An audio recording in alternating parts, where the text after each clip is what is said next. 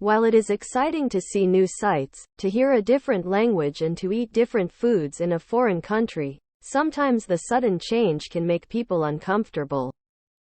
People may get homesick and miss their families, friends and the comfort of their home.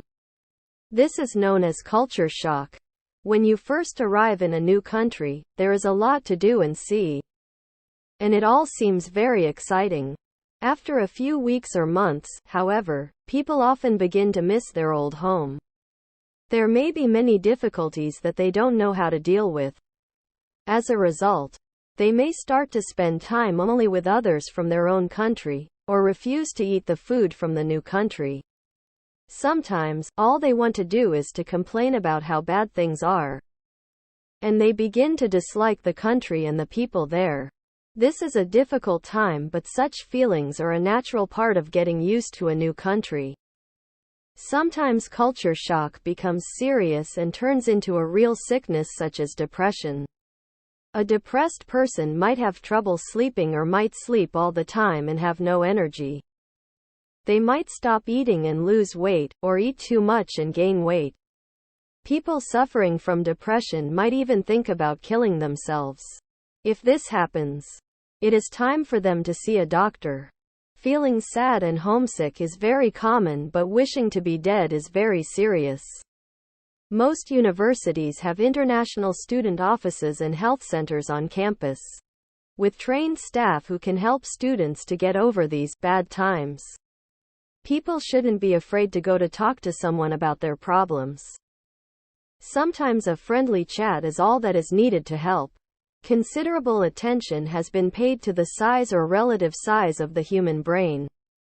The first point of interest is that the ratio of brain weight to body is at a maximum at birth and decreases with age, reaching a fairly steady level by maturity. In other words, newborn babies have very large brains, relatively speaking, weighing some 300 grams.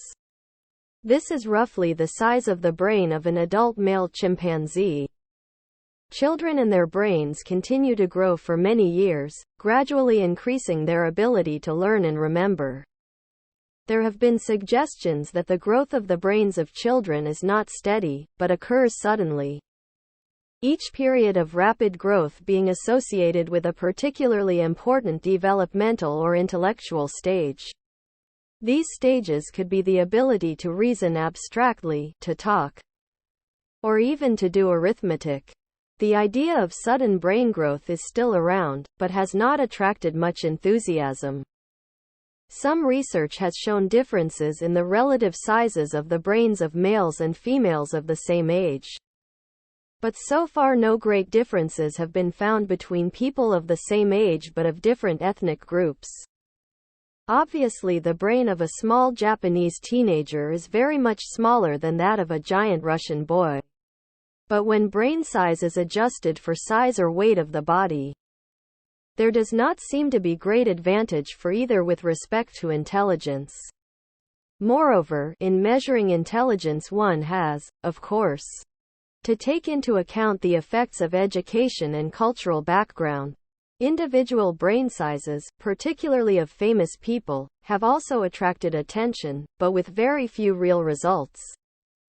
The brain of Albert Einstein, an intellectual giant of the 20th century, has intrigued many people.